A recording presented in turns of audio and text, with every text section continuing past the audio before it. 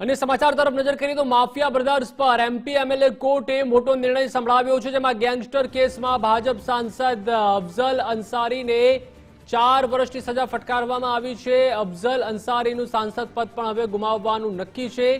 ગાઝીપુરથી BSP સાંસદ છે અફઝલ અંસારી, તો માફિયા મુખ્તાર અંસારીને પણ 10 વર્ષની સજા ફટકારવામાં આવી છે। ગાઝીપુરની કોર્ટે મુખ્તારને આ સજા સંભળાવી છે। तो વધુ માહિતી માટે संवाददाता देवनाथ पांडे जुड़ा चुका है। देवनाथ, जिस तरह से गाजीपुर कोर्ट ने एमपी एमएलए कोर्ट ने महत्वपूर्ण जो चुकादा है, निर्णय है, वो सुनाया है और अफजल अंसारी और मुख्तार अंसारी को 10 साल और 4 साल की सजा हुई है।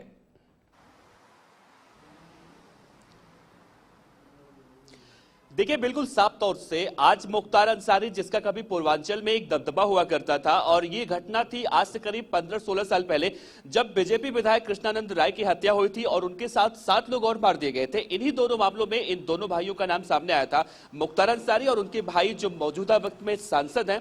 तो ये दोनों आरोपी बनाए गए थे। हालांकि ये मुकदमा काफी लंबे समय से चल रहा था और इस मामले में यानी कि कृष्णानंद राय जो बीजेपी के विधायक थे जिनकी हत्या हुई थी, उस मामले में ये दोनों बरी हो चुके थे। लेकिन इसी मामले में गैंगस्टर एक्ट भी लगा था और इसको लेकर सांसद अफजल अंसारी और मुख्तार अंसारी दोनों ने हाई कोर्ट का दरवाजा खटखटाया था और उन्हें इस बात की उम्मीद थी कि जब इस पूरे मामले से वो बरी हो चुके हैं तो गैंगस्टर एक्ट के मामले में भी वो बरी हो जाएंगे।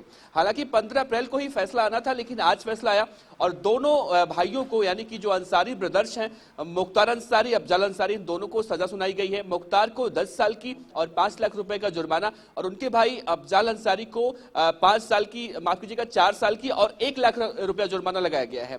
तो कहीं ना कहीं एक डर जो जताया जा रहा था कि अगर मुख्तार अंसारी की आज एमपी एमएलए कोर्ट में पेशी होती है तो हो सकता है कि अतीक अहमद की तरह मुख्तार अंसारी अगला निशाना हो। इन सरकार, जिस तरह से वो कहा जा रहा था कि सरकार के निशाने पर मुख्तार अंसारी हैं। हालांकि वीडियो कॉन्फ्रेंसिंग के जरिए पेशी की मांग की गई थी और हुआ भी वही। अफजल अंसारी कोर्ट में पहुंचे थे, हालांकि जब फैसला सुनाया जा रहा था तो उनको बाहर कर दिया गया था। इस पूरे मौके में देखा गया कि पिछली बार जो घटना हुई थी अतीक अहमद और अशरफ के साथ, उसको ध्यान में रखते हुए ना तो वहां पर किसी पत्रकार को अंदर जाने दिया गया था और ना ही किसी को भी वहां पर अंदर फटकने दिया जा रहा था। मतलब कि वहां पे आरएएफ यानी कि रैपिड एक्शन फोर्स की तैनाती की गई थी, ताकि पिछली बार जो हुआ था उसके बाद सरकार की जो किरकिरी हुई थी वो दोबारा ना देखने को मिले।